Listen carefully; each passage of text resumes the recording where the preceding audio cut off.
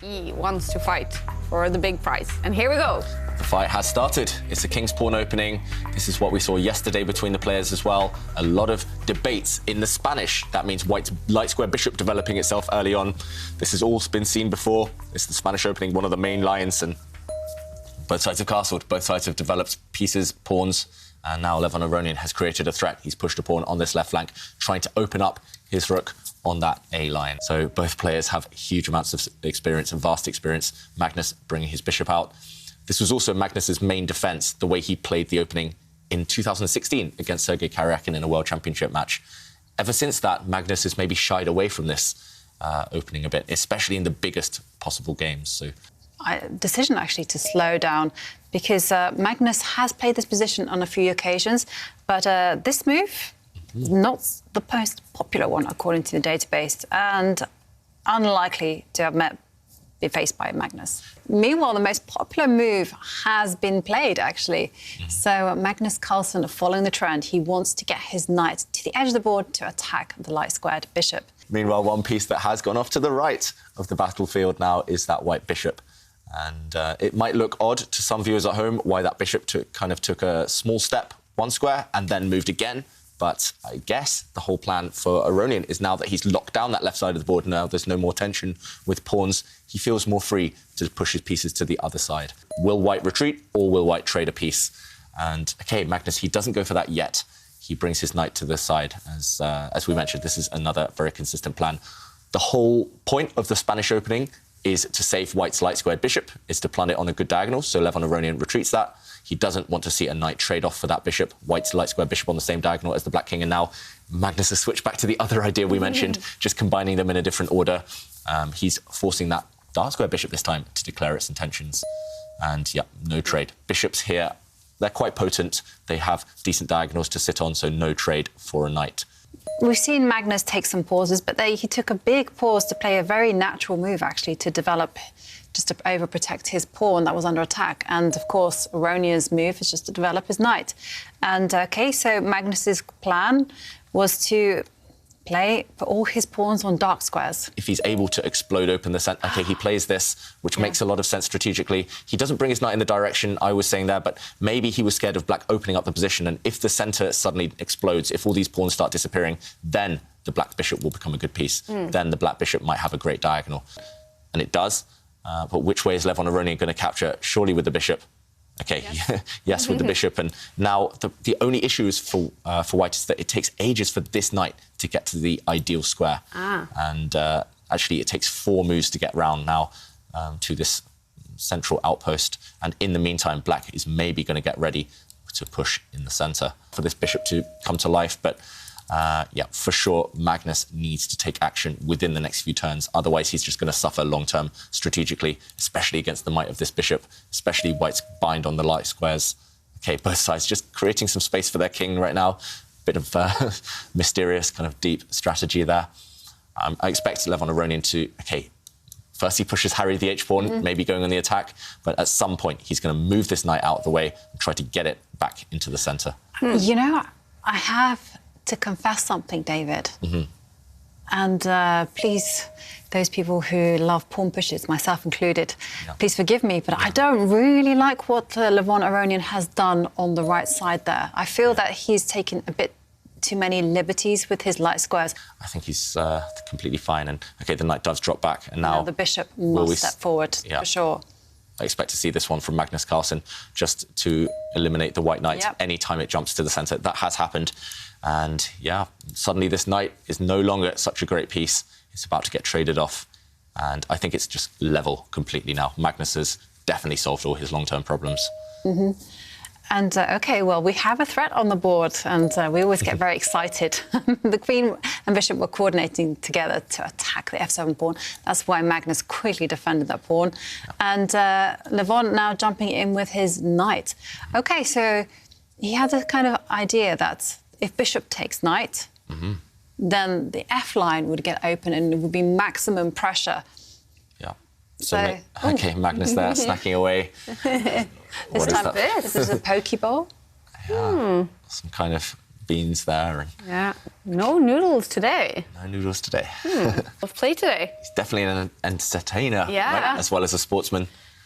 And the knight has jumped into the centre. It has arrived. I know. And David was right, you know.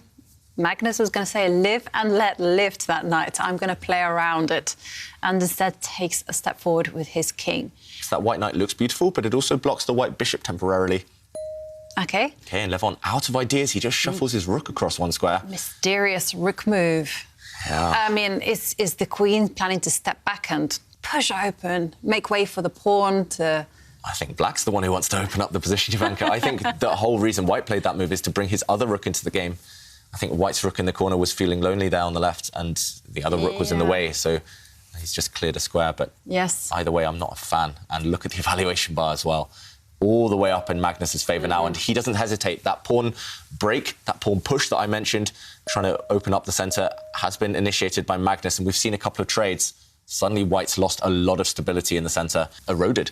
The white queen stepping back now. And, yeah, there's a lot of vulnerability around the white king. I mean, too many squares. And, ooh, Magnus making a very nice move.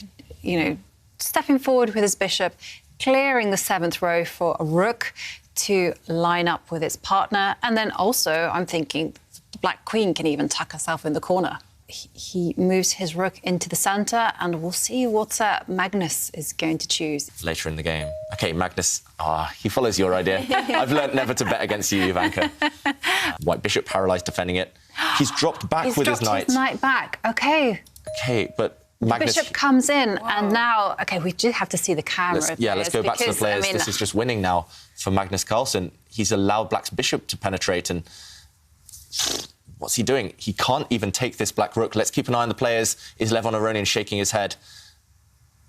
Yes. Yeah. He knows his queen was almost trapped. He had to move it using the white knight as shelter. But look, Magnus, he's just merciless. Pushing pawns forward, throwing them forward with abandon, attacking this bishop. And now, if this bishop moves, you know what he's going to do, Ivanka? He's just going to push forward again. This knight is pinned. And if the rook ever drops off, remember, the queen is trapped. This is just sensational play. Yeah, absolutely fantastic model play from Magnus Carlsen. Most times when he's been on the brink of defeat and he's kind of snatched away victory. And he did it in the gold money Asian Rapid. OK, so Levon retreating the bishop.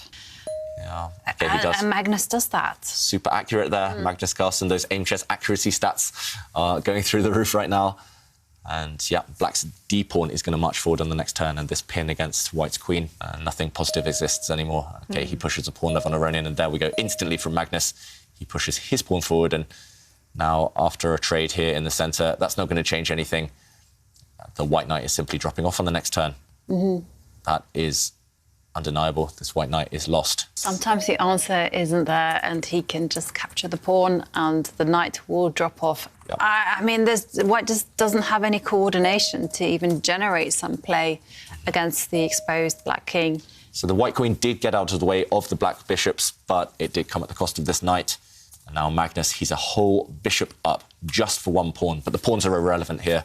The black bishops are extremely strong. Yep. They are going to win the game. And OK, we heard a ding there. There it is. Black's move was just to improve the rook, defend a pawn. And over the last 10-15 moves, it's not gone in his favour. So he definitely needs to start the next game as quickly as possible and maintain that rhythm. Black's rook's doing a decent job. OK, Magnus retreats his bishop. Slightly surprising there. So, OK, and now queen takes rook. And again, there's no way to take control of any lines. Black queen from the f8 square. It has to guard the g8. What else can white do? White's rook, as you mentioned, Ivanka, is stuck defending that e-pawn, so the e-pawn does move. King nice and safe, and free up the black queen.